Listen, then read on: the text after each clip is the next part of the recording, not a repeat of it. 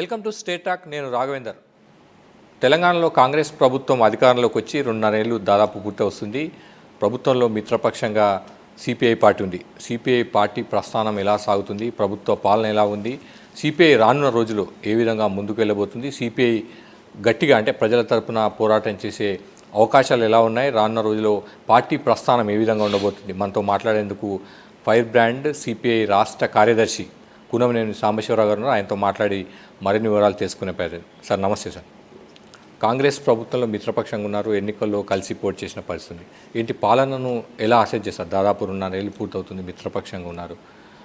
పాలన పైన పూర్తి స్థాయిలో సంతృప్తి ఉందా, అసంతృప్తి ఉందా, కనీసం పాస్ మార్కులు అయినా వేస్తారా? పాలనకు సంబంధించి గత ప్రభుత్వానికి ఇప్పుడు పోల్చుకుంటే డెఫినెట్గా అప్పుడు జరిగిన తప్పులు జరగకుండా ఉండటానికి ప్రయత్నం చేస్తున్నారు. కానీ ఇంకా పూర్తిగా దాని నుంచి ఆ షేడ్ నుంచి ఇంకా బయటపడ్డట్టుగా అనుకోవట్లేదు. కానీ తెలంగాణ వస్తే ఏమేమి జీవితాలు బాగుపడతాయో, ఎలా ఉంటుందో అని ఆశించిన దానికి భిన్నంగా జరుగుతూ వస్తుంది. గత 10 ఏళ్ళు అలాగే జరిగింది. ఇప్పుడు 2.5 ఏళ్ళు వీళ్ళయింది. సగం దాని నుంచి సరి చేసుకోవడానికి వీళ్ళకి సరిపోతుంది. కొంతేమో వీళ్ళకి కూడా ఇంకా సరైనటువంటి అవగాహన లేదు. మొత్తంగా చూస్తే ప్రజల్లో ఇంకా ఆ ఉమ్మడి రాష్ట్రం చూసిన వాళ్ళు, అప్పుడు పరిపాలన చూసిన వాళ్ళు, ఇప్పుడు చూసిన వాళ్ళు కొద్దిగా ఆ తేడా అప్పుడే బెటరేమో అనే భావన కొంతమందికి ఉంటుంది. అంటే అది బాధతో ప్రజాతంత్రంగా డెమోక్రటిక్గా పరిపాలన చేసుకుంటూ ఆ క్రైసిస్ నుంచి, ఎకనామికల్ క్రైసిస్ నుంచి చిన్నగా ఎలా బయటపడాలో ప్లాన్ చేసుకోకపోతే ఇంకా 2.5 ఏళ్ళు అయిపోయింది. ఇంక చివరిలో ఇంకా 2.5 ఏళ్ళు ఉంది. మరి బయటపడకపోతే కొంత ప్రభుత్వానికి కూడా ఇబ్బంది అయ్యే పరిస్థితి ఉంది. కనీసం పాస్ మార్కులు అయినా వేస్తారా ప్రస్తుత ప్రభుత్వానికి? పర్వాలేదు, లేకపోతే ఫస్ట్ క్లాస్లో ఉన్నారంటారా, లేకపోతే ఇప్పుడు నేను మిత్రపక్షం ఉన్నా కూడా మీతో మాట్లాడింది ఎట్లా చెప్పాను? నేను ఫ్రాంక్గా రియలిస్టిక్గా మాట్లాడా. మిత్రపక్షం కాబట్టి అంత బాగుందని చెప్పను, లేకపోతే వేరేగా ప్రతిపక్షంగా అంత బాగలేదని చెప్పను. నాకున్న అవగాహన మేరకు, నాకు తెలిసిన దాని మేరకు అటు మంచి చెప్తున్నా, చెడు కూడా చెప్తున్నాను. అప్పుడు వాళ్ళు డబుల్ బెడ్రూమ్ అన్నారు, కానీ వాళ్ళు కూడా కట్టామంటున్నారు. 1 లక్ష ఇల్లు కట్టామంటున్నారు, 1 లక్ష 2 లక్షలు. కానీ అదేమో రీచ్ కావాలి. వీళ్ళు కట్టినవి ఏమో రీచ్ అవుతున్నాయి. 200 యూనిట్స్ విద్యుత్ ఫ్రీ, అది ఒకటి కనపడుతుంది. అదే భర్తలో మహిళలకి బస్సు ఫ్రీ బస్సు, అది ఒకటి కనపడుతుంది. సిలిండరు, అయితే ఇవన్నీ నిలకడగా జరగాలి. తర్వాత రైతులకు కూడా చేశారు, చాలా మేరకు చేశారు. కానీ అది కొంతమందికి రుణమాఫీ అవ్వలేదు. రుణమాఫీ కొంతమందికి అవ్వబోయేసరికి 90% చేసిందంతా కూడా వృధా అవుతుంది. రైతు బంధు రెగ్యులర్గా అనేది ఇవ్వలేకపోతున్నారు. కౌలు రైతుల గురించి కూడా వామపక్ష పార్టీలు ఎప్పుడు వాళ్ళ హక్కుల గురించి కానీ వాళ్ళ గురించి చేస్తున్నారు. కాంగ్రెస్ హామీ ఇచ్చింది, అది కూడా అమలు చేయని పరిస్థితి. దానిపైన ఏమంటారు? కౌలు రైతులది కూడా ఇప్పుడు ఇందులో ధరణి తీశారు, భూభారతి పెట్టారు. దీనిలో ఒక కాలం ఉంటుంది, కాస్తు కాలంలో. దానిలో ఏంటంటే అనుభవదారుల కాలం అంటారు, కాస్తు కాలం. ఆ కాలం వాళ్ళు తీసేశారు. వాళ్ళు తీసిన తర్వాత వీళ్ళు పెడతామన్నారు. అది తీసేయటం వల్ల సగం దెబ్బ కొట్టింది కేసీఆర్ ప్రభుత్వానికి. వీళ్ళు ఇంతవరకు పెట్టట్లేదు. అది పెడితే ఏమైందంటే ఆ భూమి కౌలుదారుల పేరు కూడా ఎక్కిద్ది కాస్తు కాలంలో. అట్లనే ఎవరు అనుభవంలో ఉందో వాళ్ళు ఎక్కిద్ది, పట్టేదాడి పేరు వేరే ఉంటుంది. అప్పుడు వీళ్ళకి రుణాలు కానీ, లేకపోతే ఇతర ఆర్థిక సహాయం కానీ, లేకపోతే ఎరువులు కానీ, పురుగు మందులు కానీ, మొత్తం మీద సౌకర్యం వస్తుంది. కానీ ఇప్పుడు ఆ కాలం వీళ్ళు కూడా ఎక్కిట్లేదు. అందువలన ఇటు కౌలుదారులకి ఇబ్బంది జరుగుతుంది. అదేవిధంగా ఇప్పుడే రైతు బంధు ఉంది, ఇప్పుడు దాని రైతు భరోసా పేరు పెట్టారు, అవి అందట్లేదు వీళ్ళకి. అందువలన అది ఖచ్చితంగా కాలం పెట్టాల్సిందే. అదేవిధంగా దేవాలయ భూములు, లేకపోతే ఇంకా ఇతర పోడు భూములు ఉన్నటువంటి వాళ్ళకు కూడా గవర్నమెంట్ పథకాలు అందే విధంగా వాళ్ళు కూడా ప్లాన్ చేసుకోవాలి. పూర్వం దొరల దగ్గర అట్లా సాదా కాగితాలతో కొనుగోలు చేసినవి ఉన్నాయి. దాదాపు 13 లక్షల పిటిషన్లు ఉన్నాయి, అది కూడా తొందరగా సాల్వ్ చేయాలి. ఇటువంటి చాలా ఉన్నాయి. అట్లా పూర్తిగా చేస్తే కొంతమేర రైతాంగంలో ఇప్పుడు ఆ రుణమాఫీ నుంచి బయటపడటానికి అవకాశం ఉంటుంది. తెలంగాణ గురించి కూడా సిపిఐ ప్రధానంగా పోరాటం చేసింది, అవసరం అని చెప్పింది. దాదాపు దశాబ్దం గడిచింది. తెలంగాణ ఆ దిశగా, అంటే తెలంగాణ ప్రజల ఆకాంక్షలు అస్తిత్వం దిశగా ఆ ప్రయాణం చేస్తుంది అనుకుంటున్నారు. అప్పుడు బీఆర్ఎస్ అయినా ఇప్పుడు కాంగ్రెస్ అయినా ఓవరాల్గా మీరు ఎట్లా విశ్లేషిస్తారు? ప్రజల కోరికలు వేరు, అప్పుడు వీళ్ళు చెప్పిన మాటలు వేరు. నీళ్లు, నియామకాలు, నిధులు ఇటువంటి చాలా చెప్పారు. కానీ డైరెక్ట్గా దాని మీద ఫోకస్ పెట్టే లేదు. పాత గవర్నమెంట్లో కాళేశ్వరం ఒకదాన్ని పట్టుకున్నారు, అది పూర్తి కాలేదు. తర్వాత మధ్యలో చాలా ఇబ్బందులు వచ్చినాయి. అది బ్రిడ్జి డ్యామేజ్ ఇటువంటివి కూడా రావటం జరిగింది. అదే పద్ధతుల్లో ఇతర ప్రాంతాల్లో ఉన్నటువంటి ఇరిగేషన్ని నిర్లక్ష్యం చేశారని పేరు వచ్చింది. ఇప్పుడు వీళ్ళు కూడా వచ్చిన తర్వాత దాన్ని సరిచేయడానికి ప్రయత్నం చేయాలి. తర్వాత ఇతర చోట్ల వీళ్ళైనా కొంత ఒకటో రెండో ప్రాజెక్టుని ఇది పూర్తి చేసామని ఇంతవరకు అని చెప్పలేకపోతున్నారు. కాబట్టి నీళ్లు అనేది ఫెయిల్యూర్, బోత్ సైడ్స్ కూడా ఫెయిల్యూర్. అదేవిధంగా నియామకాలు కొద్దిగా వీళ్ళు వచ్చినా కొద్దిగా ఇస్తున్నారు, వాళ్ళు కూడా చివరిలో ఇచ్చారులే. కానీ ఏదన్నా వాళ్ళైనా వీళ్ళైనా అంత ఈజీగా గవర్నమెంట్ జాబ్స్ ప్రొవైడ్ చేయలేరు, అది ఉన్న వాస్తవం. నిధులు ఉన్నాయి, నిధులంతా పాత బాకీలు, వడ్డీలు దాని చుట్టే పోతుంది, అది ఒక భాగం. రెండోది స్వేచ్ఛ లేదు, ఈ 10 ఏళ్ళు ఆ స్వేచ్ఛే లేదు. ఉమ్మడి రాష్ట్రంలో ఆ ప్రాబ్లం లేదు, ఏదైనా ఆందోళన చేయాలంటే చేసేవాళ్ళు. అది డెమోక్రటిక్లో అది రైట్ టు ప్రొటెస్ట్ అంటారు చూసారా, రైట్ టు ప్రొటెస్ట్ని వీళ్ళు అణిచేస్తున్నారు. అదే వీళ్ళు కూడా చేస్తున్నారు. ఇది కాదు మనం తెలంగాణ. ఒక దశలో ఒక మాట అన్నారు ఆ రోజుల్లో, మాకు ఏది లేకపోయినా పర్లేదు, మాకు స్వేచ్ఛ వస్తుంది, స్వేచ్ఛతో కూడిన తెలంగాణ చాలని. ఇవాళ స్వేచ్ఛ కూడా కనపడుతున్నట్టుంది కానీ స్వేచ్ఛ లోపల లేదు. ఈ మధ్య అయితే మినిమం వేజ్తో ఒకటి మంచిది చేశారు గవర్నమెంట్. నేను చాలాసార్లు అసెంబ్లీలో మాట్లాడాను, వాళ్ళకి మినిమం వేజ్ అన్న అప్లై చేయండి అని, అది కొంత బెటరు. తర్వాత ఈ పంచాయతీ వర్కర్లు ఇటువంటిది కూడా నేను చాలాసార్లు ప్రస్తావన చేశాను. 2 నెలలు 3 నెలలు కూడా వాళ్ళంతా అవుట్ సోర్సింగ్ కాంట్రాక్ట్ వర్క్, జీతభత్యాలు ఇచ్చేవాళ్ళు కాదు. ఇప్పుడు అది కూడా ఇక పక్కాగా 1వ తారీఖు వచ్చేట్టుకు ప్లాన్ చేస్తాం. కొన్ని జరుగుతున్నాయి, ఇవన్నీ జరుగుతున్నాయి. అందుకని ఇందాక పాస్ మార్కులా ఫెయిల్ మార్కులా అంటే ఖచ్చితంగా ఆ డిస్టింక్షన్ కాకపోయినా ఏ గవర్నమెంట్ డిస్టింక్షన్ రాదండి, కొంత పర్వాలేదు, ఇంకా డెవలప్ కావాలనేది మా స్వేచ్ఛ అనేది ప్రధానం. వామపక్ష పార్టీలు ప్రధానంగా ఆ అంశాన్ని ప్రధానంగా ప్రస్తావిస్తుంటాయి. ఈ పాయింట్లో మీరేమన్నా పునఃసమీక్షించే అవకాశం ఉందా? వాళ్ళతో కలిసి ముందుకు సాగే అంశం కానీ, కలిసి ప్రయాణం చేసే అంశానికి సంబంధించి? అట్లేం లేదు, ఇప్పటివరకైతే మిత్రపక్షంగానే ఉన్నాం. ఇప్పుడు పునఃసమీక్ష చేసే అవసరం రాలేదు. ఆ ఎలక్షన్లు వచ్చినప్పుడు ఇంకా 2.5 ఏళ్ళు ఉంది కదా, అప్పుడు ఆలోచన చేస్తాం. దాదాపు ఇది కంటిన్యూ అయ్యిద్ది అనేది మా భావన. ప్రజలకు సేవ చేయాలి, ప్రజల జీవితాల్లో మార్పు రావాలి, ప్రధానంగా తెలంగాణకు సంబంధించి మాట్లాడుతుంది సిపిఐ. కానీ 2014 నుంచి ప్రజలు మీ పట్ల సానుకూలంగా ఎందుకు చూడటం లేదు? పెద్ద సంఖ్యలో మిమ్మల్ని చట్టసభలకు పంపించే ప్రయత్నం ప్రజల వైపు నుంచి ఎందుకు రాలేదు? మీరు విశ్వాసాన్ని ఎందుకు చూడగలేకపోతున్నారు ప్రజలు? మేము కమ్యూనిస్ట్ పార్టీగా ఒకే నిబద్ధతతో ఉంటాం. మారేదానికి అనుగుణంగా ఎటువంటి కొంతమంది ఏమంటారంటే చైతన్యం అంటారు, బాగా పార్టీలు మారటం కూడా చైతన్యం. అది అట్లా మేము పార్టీని మారామనుకోండి, కమ్యూనిస్ట్ పార్టీ కూడా కొంచెం విధానాలు మార్చి వాళ్ళలాగా ఒకడే మతం అంటాడు, ఇంకోటి కులం అంటాడు, ఇంకోటి ప్రాంతం అంటాడు, ఇంకేదో రెచ్చగొడతాం. మేము అట్లా చెయ్యం. అట్లా చేయదలుచుకుంటే అధికారంలో ఎప్పుడో వచ్చేవాళ్ళం. కానీ మేము ప్రజల విశ్వాసం పొందలేకపోయామని కాదు, ఓట్లు పొందలేకపోతున్నాం. ఓట్లు పొందాలంటే చాలా ఉన్నాయి దాని వెనక. ఆర్థికంగా ఉండాలి, ఇంకా చాలా ఇబ్బందులు ఉంటాయి. తర్వాత ఇప్పుడున్న పరిస్థితుల్లో 2014 నుంచి ఎందుకు అంటున్నామంటే, 2014 పూర్వం ఉమ్మడి రాష్ట్రం ఉండేది. ఆనాడు మా సహాయం వాళ్ళు తీసుకునేవాళ్ళు, వాళ్ళ సహాయం మాకు ఇచ్చేవాళ్ళు. 2014 తర్వాత రాష్ట్రం విడిపోయినాక ఎంతసేపు కమ్యూనిస్టులు మాకేమిస్తారు, మా ఇంటికి వస్తే మాకేం తెస్తారు, వాళ్ళ ఇంటికి పోతే వాళ్ళు ఏమిస్తారు, ఈ ఆలోచన వాళ్ళకి పట్టింది. కాంగ్రెస్ అయినా టీఆర్ఎస్ అయినా వాళ్ళకి పట్టింది. అసలు ఆంధ్రప్రదేశ్లో ఎవరితో కూడా పొత్తు లేకుండా అయిపోయింది. ఏమిటంటే వీళ్ళు కమ్యూనిస్టులుగా మన వాయిస్ కావాలని కోరుకుంటున్నారు. తర్వాత ఏమో సీట్లు వచ్చేసరికి మన సీట్ ఎందుకు ఇవ్వాలనేది వస్తుంది. తెలంగాణలో మాత్రం కమ్యూనిస్టులు ఎటు ఉంటే వాళ్ళు గెలుస్తారు. కమ్యూనిస్టులు లేకపోతే ఇదేది నేను అహంభావంతోనూ అట్లా చెప్పటం కాదు. ఇక్కడున్న పునాది వేరు. తెలంగాణలో ఉన్నటువంటి కమ్యూనిస్ట్ పార్టీకి ఉన్నటువంటి నేపథ్యం వేరు, ప్రజలతో ఉన్న సంబంధాలు వేరు. అప్పుడు వాళ్ళు లేకపోయినా సరే వాళ్ళ కుటుంబాలు, లేకపోతే వాళ్ళ పిల్లలు, లేకపోతే పాత ఘటనలు, పాత చరిత్ర అంతా కూడా తిరుగుతూ ఉంటుంది.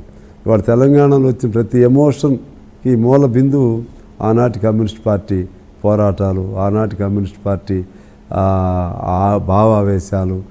మా పట్ల వ్యతిరేకత ఉందని నేనేమి భావించను, కానీ భౌతిక పరిస్థితులు కలిసి రావట్లేదు. అట్లని మేమేమి అయిపోం, మేము ఉంటాం. 100 ఏళ్ళు మనం ఘనంగా చేసాం లక్షల మందితో. వేరే వాళ్ళని చేయమని డబ్బులు ఖర్చు పెట్టకుండా ఖమ్మంలో దాదాపు లక్షలాది మంది వచ్చారు, 3-4 లక్షల మంది. మరి అది జనబలమే. ఎలక్షన్లు వచ్చేసరికి మాత్రం చాలా కారణాలు ఉంటాయి. ప్రజల్లో మీ పట్ల ప్రేమ ఆప్యాయత ఉండొచ్చు, కానీ చట్టసభల్లో సిపిఐ పార్టీకి ప్రాతినిధ్యం కనుక పెరిగినట్లయితే, ఎక్కువగా ఉంటే, ప్రభుత్వం పైన మరింత పట్టు ఉంటే కనుక ప్రజల్లో మరింత సేవ చేసే అవకాశం ఉంటుంది కదా. అవును, ఉంటుంది. అది కావాలనే కదా మేము ఇప్పుడు చట్టసభలను కూడా ఒక ఉద్యమ వేదికగా ఉపయోగించుకోవాలనేది కమ్యూనిస్టుల లక్ష్యం. కానీ ప్రాబ్లం ఏంటంటే ఎలక్షన్లో ఇప్పటికిప్పుడు సొంతంగా గెలిచే పరిస్థితి లేదు. మాకే కాదు, ఏ బూర్జువా పార్టీ కూడా సొంతంగా గెలవలేదు. కొన్ని సీట్లు గెలవగలుగుతారు. మీరు తీసుకోండి, యూపీఏ ఉంది, 17-18 పార్టీలు కలయిక. ఎన్డీఏ ఉంది, 21-22 పార్టీలు కలయిక. మేము అంటున్నాం అసలు వాళ్ళ పనే అయిపోయింది. వాళ్ళు ఒక పార్టీ వాళ్ళు కాదు, వాళ్ళ పార్టీ దెబ్బతినిపోతే ఇంకో పార్టీలోకి వెళ్ళిపోతున్నారు. ఇంకో పార్టీలోకి వెళ్ళిపోయి, మంచిగా ఉన్న పార్టీలోకి వెళ్ళిపోయి అది వాళ్ళ పార్టీ అయిపోయింది అంటారు. మేమేమో నిజాయితీగా ఉన్నాం, ఒక నిలకడతో ఉంటాం. నిజాయితీగా ఉండేవాడు గొప్పాడా, నిలకడగా ఉండేవాడు గొప్పాడా, ఎటుపడితే మారేవాడు గొప్పాడా? దాదాపు 3 దశాబ్దాల పైగా వామపక్ష రాజకీయాలు ఉన్నారు, సిద్ధాంతానికి కట్టుబడి ఉన్నారు, మంచి అయినా చెడైనా ఫేస్ చేస్తూ వస్తున్నారు. పార్టీ నిర్ణయాలు ఎందుకు తేడా ఉంటాయి అంటే 2014 తర్వాత చూస్తే కొంతసేపు బీఆర్ఎస్తో మిత్రపక్షంగా ఉప ఎన్నికల సమయంలో కానీ అట్లా, తర్వాత ఇప్పుడు కాంగ్రెస్లో, అది పార్టీ ఇంటిగ్రిటీని కానీ పార్టీ ఇమేజ్ని కానీ దెబ్బతీయదా, ప్రజల్లో పలచన చేసే అవకాశం లేదు? పార్టీ ఇంటిగ్రిటీ అంటే పార్టీలు మారితే ఇంటిగ్రిటీ పోయింది. పార్టీ మారితే అంటే ఒక పార్టీలు ఉన్నప్పుడు అవతల పార్టీని తిడతారు, ఈ పార్టీలో ఉన్నప్పుడు ఆ పార్టీని తిడతారు, దానివల్ల ప్రజల్లో కొంత చులకనయ్యే అవకాశం లేదా? ఫర్ ఎగ్జాంపుల్ బీఆర్ఎస్తో ఉన్నప్పుడు కాంగ్రెస్ని తిడతారు అనుకుందాం, కాంగ్రెస్ ఉన్నప్పుడు బీఆర్ఎస్ని అంటారు. దీనివల్ల ప్రజల్లో ఎంతవరకు ఇమేజ్ పెరుగుతుంది? మేము అట్లేం అనము. ఒకటి. రెండోది, మేమే కాదు, మేమేంటి కమ్యూనిస్ట్ పార్టీగా ఎలక్షన్లు వచ్చినప్పుడు ఎలక్ట్రల్ అలయన్సెస్ ఎవరికైనా ఉంటాయి. మాకనేది ఏముంది? మిగిలిన వాళ్ళు మాత్రం అంతే ఉన్నారు కదా. మిగిలిన వాళ్ళు కూడా ఇప్పుడు నీకు బీజేపీ తీసుకో అంటే వాళ్ళకి మాకు పోలికని కాదు. బెంగాల్ సీఎం ఉన్నాడు, తృణమూల్ కాంగ్రెస్లో ఉన్నప్పుడు ఆయన మీద కేసులు పెట్టాడు. అదేది మన లాటరీ ఇష్యూస్ అటువంటి సువేంద్ర దీని మీద. ఇప్పుడు అస్సాం మినిస్టర్ ఉన్నాడు, సీఎం, ఆయన మీద ఎన్ని కేసులు లేవు. అంటే చంద్రబాబు ఉన్నప్పుడు వాళ్ళకి పడేది కాదు. వాళ్ళకేమి రూల్స్ లేవు.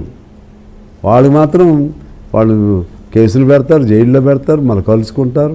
వాళ్ళకేం అధికారం కోసం. మేము అది కోసం కాదు కదా. వచ్చేసరికి కమ్యూనిస్టులు మాత్రమే మీరు వాళ్ళతో కలుస్తున్నారు, ఒకసారి వీడితో, వాళ్ళైతే అందరితో మరి చుట్టేసుకుని తిరుగుతూ ఉంటారు. మేము కలిసేది ఏంటంటే వాళ్ళ విధానాలను దృష్టిలో పెట్టుకుని ఒకటి. రెండోది, విధానాలే కాకుండా మేము నిలబడటం కోసం కూడా టీఆర్ఎస్కి చేద్దాం అనుకున్నాం మొన్న 2018లో. వాళ్ళు కూడా మునుగోడు సపోర్ట్ చేశాం. మరి మేము కూడా నిలబడాలి కదా. వాళ్ళు అప్పటివరకు ఇది చేసి కమ్యూనిస్ట్ పార్టీతో సంబంధం లేకుండా చేశారు. ఆ మేరకు తిడతాం మేము. మోసం చేశారు అంశాల వారీగా. అంతే తప్పితే ఇందులో అందులో బీఆర్ఎస్లో ఉండి మొత్తం కమ్యూనిస్టులు కాంగ్రెస్ని తిట్టి, కాంగ్రెస్లోకి వచ్చి బీఆర్ఎస్ని తిట్టి అట్లా చేయం మేము. ఏ అంశం ఉందో ఆ అంశం మేరకు. ఇప్పుడు కాంగ్రెస్లో ఉన్నాము, కాంగ్రెస్ సపోర్టు, అయినా అంశాల వారికి తిట్టం. కాకపోతే ఇది తప్పు అని అంటాం కదా. ఇప్పుడు బీఆర్ఎస్ని ఎందుకు అంటున్నాం మేము? ఇప్పుడు అధికారం లేదుగా. చట్టసభల్లో ప్రవేశం కోసం లేకపోతే చట్టసభల్లో స్థానాలు పెంచుకోవడం కోసం ప్రయత్నం చేయడం తప్పులేదు. అందువలన మంచి రోజుల కోసం చూస్తాం. మాకేం నిరుత్సాహం లేదు, నిరాశ లేదు. ఖచ్చితంగా కమ్యూనిస్టులు లేనిదే ఈ కాలంలో ఇంకా కమ్యూనిస్టుల అవసరం మరింత ఎక్కువైంది. ఇప్పుడు ఎందుకంటే మొత్తం విధానాలు మారిపోతున్నాయి. అటు ఫాసిస్ట్ పోకళ్ళు వస్తున్నాయి, మతపరమైన పోకళ్ళు వస్తున్నాయి, మరోవైపు ఆర్థికంగా అంతరాలు పెరుగుతున్నాయి, ఉద్యోగాలు లేవు, పర్మనెంట్ ఉద్యోగాలు లేవు, అంతా కూడా అవుట్సోర్సింగ్ పేరుతో తక్కువ జీతాలు ఇచ్చి శ్రమ దోపిడీ జరుగుతుంది. అదేవిధంగా రైతాంగానికి ఇబ్బందులు జరుగుతున్నాయి. ఏం మార్పు లేదు, అందరు ప్రభుత్వాలు మారుతున్నాయి. అందువలన మేము చేసే పోరాటాలకి మరింత అవసరం. మేము కూడా మా పోరాటాల స్పీడ్ కూడా తగ్గింది ఉన్న వాస్తవం.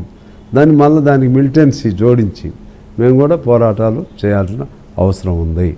మిలిటెన్సీ పోరాటం ఇటీవలే బీఆర్ఎస్ మాజీ ఎమ్మెల్యే కూడా అటువంటి కామెంట్ చేస్తే ప్రభుత్వం కేసు నమోదు చేసిన అంటే ఎట్లా విశ్లేషిస్తారు? మిలిటెంట్ పోరాటం అంటే ఎట్లా అంటే మీరు చెప్పే మిలిటెంట్ పోరాటం ఏంటి, దాన్ని ఎట్లా విశ్లేషిస్తారు? ఇప్పుడు అది మిలిటెన్సీ అనరు దాన్ని, అదేమో కొంచెం అనార్కిజం అంటారు. దాన్ని తగలబెట్టండి, దీన్ని తగలబెట్టండి, అది కాదు. కమ్యూనిస్టులు ఎప్పుడు మిలిటెంట్ పోరాటం చేయటం అంటే ఏదైనా ఒక సమస్య తీసుకుంటే అది పరిష్కారం అయ్యే వరకు పోరాటం చేయాలి. అవసరమైతే జైలుకి వెళ్తాం, మమ్మల్ని మేము శిక్షించుకుంటాం, మేము ఇంకో దాన్ని పగలగొట్టి అట్లా కాదు. కాకపోతే రాస్తారోకోలో లేదా ఇంకోటి అట్లా. మిలిటెన్సీ అంటే తీవ్రతరంగా జనాన్ని ఎక్కువ పోగేస్తాం, నామినల్గా చేయకుండా చేస్తాం. నేను అంతకుముందు బయ్యారం ఉక్కు, దాని పేరు బయ్యారం ఐరన్ ఓర్ కుంభకోణం మీద ఆ రోజుల అసెంబ్లీ నేనే దాన్ని ప్రస్తావన చేశాను. ఆ సందర్భంగా 1,00,000 మందితో దిగ్బంధనం చేశాం. అది మిలిటెంట్ పోరాటం. ఇంకా అట్లా ఒక్కో అంశం పైన లక్షల మందిని, వేల మందిని కదిలిస్తాం. అటువంటి ప్రజల్ని ఎక్కువ కదిలించడం ద్వారా దానికి మిలిటెంట్ ప్రోగ్రామ్గా పేరు పెట్టుకోవాలి. అంతేగాని 10 మంది వెళ్ళిపోయి అది పగలగొట్టి దాన్ని తగలబెడతాం, ఇది చేస్తాం, అటువంటి అది నిలబడు. దశాబ్దాలుగా రాజకీయాలు దగ్గరగా చూస్తున్నారు. మీ తర్వాత వచ్చిన పార్టీలు, ప్రాంతీయ పార్టీలు అనుకున్నా కూడా విజయ్ పార్టీ కానివ్వండి, ఆమ్ ఆద్మీ అరవింద్ కేజ్రీవాల్ పార్టీ, ఆ పార్టీలు వస్తున్నాయి, అధికారంలోకి వస్తున్నాయి, సొంతంగా లేకపోతే మిత్రపక్షాల బలంతో ప్రభుత్వాలు ఏర్పాటు చేసిన పరిస్థితి. మీరు ఎందుకు దాని దగ్గరగా, అంటే ప్రభుత్వం ఏర్పాటు చేసే దాని దగ్గరగా ఎందుకు వెళ్ళలేని పరిస్థితి? అవి కొత్తగా వచ్చినప్పుడు ఉంటాయి. మేము కూడా మరి కొన్ని సంవత్సరాల పాటు కాంగ్రెస్ వర్సెస్ కమ్యూనిస్ట్ పార్టీ, అలాగే 3 రాష్ట్రాల్లో కమ్యూనిస్టులు పరిపాలనలోకి వచ్చారు. అట్లా కొన్ని దేశాల్లో ఇప్పుడు కూడా కమ్యూనిస్టులు అధికారంలోకి ఉన్నారు. మాకు కూడా ఏంటంటే ఇంకా దాని పొందిక ఎక్కడ ఆ కనెక్షన్ రావాలి ఒకటి. తర్వాత ఉన్నదానిలో గెలవటం కోసమేమో ఆర్థికంగా అన్ని బలాలు కూడా ఉండాలి. అది కొద్ది తేడా ఉంటుంది. అందువలన ఎత్తుగడల్లో మంచి స్నేహితులు కావాలి. మాకు కూడా స్నేహితులు లేకుండా ఒంటరిగా ప్రజాస్వామ్యంలో ఇందాక నేను చెప్పినట్టుగా ఎవరి వల్ల కావట్లేదు. జనరల్గా చూసినప్పుడు, పరిణామాలు చూసినప్పుడు ఏమనిపిస్తుంది అంటే మనం చేయలేని ఏంటి, వాళ్ళు చేసింది అని అనిపిస్తుంది. ఇప్పుడున్న పరిస్థితులు అన్న ఎన్టీస్ తర్వాత సరళీకృత ఆర్థిక విధానాలు మనం దెబ్బతీసే అనుకోవచ్చా, లేకపోతే జెన్జీ రావడం వల్ల ఈ పరిణామాలు చోటు చేసుకుంటున్నాయా, ప్రస్తుత పరిస్థితులకు మనం అడాప్ట్ కాలేకపోయామనిపిస్తుందా, ఏమనిపిస్తుంది సార్? అంటే కొత్తది సహజంగా కొత్త వైపు మొగ్గుతారు. ఇప్పుడు తమిళనాడులో ఉంది, ఎవరు అన్ఎక్స్పెక్టెడ్గా విజయ్ రైజ్ అయ్యాడు. దానిలో ఏదో కొత్తది, ద్రవిడ్ ఐడియాలజీ పట్ల విరక్తి వచ్చింది. అట్లే కమ్యూనిస్ట్ పార్టీని మంచివాళ్ళు అంటారు, కానీ కమ్యూనిస్ట్ పార్టీ ఐడియాలజీ ఇప్పుడు పూర్తిగా ఎక్కే విధంగా మేము కూడా చేయలేకపోతున్నాం. వాళ్ళు కూడా నిలబడితే సంతోషమే, కానీ నిలబడలేకపోతున్నాయి. చాలా పార్టీలు వస్తున్నాయి, పోతున్నాయి. మేమేమో పూర్తిగా అధికారం రాకపోయినా మేము పోవట్లేదు, మేము ఉంటాం. అలాగే 100 ఏళ్ళు అయింది ఉంటాం.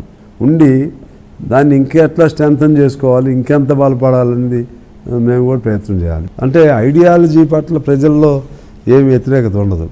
దాన్ని ఎట్లా మనం మౌల్డ్ చేసుకుంటాం, మన దేశ పరిస్థితులకు అనుగుణంగా, మన సమాజ పరిస్థితులకు అనుగుణంగా, మన సంస్కృతికి అనుగుణంగా ఎక్కడో కనెక్షన్ మాది కూడా ఆ కనెక్షన్ను డిస్కనెక్ట్ అవుతుంది. దాన్ని కవర్ చేసుకోవాలి. భవిష్యత్తులో ఇప్పటికిప్పుడు అన్నీ మేము వచ్చేస్తాం అధికారం అని కాదు, కానీ ముందు while sustaining like this how to get improvement అనేది seriously we have to think over that.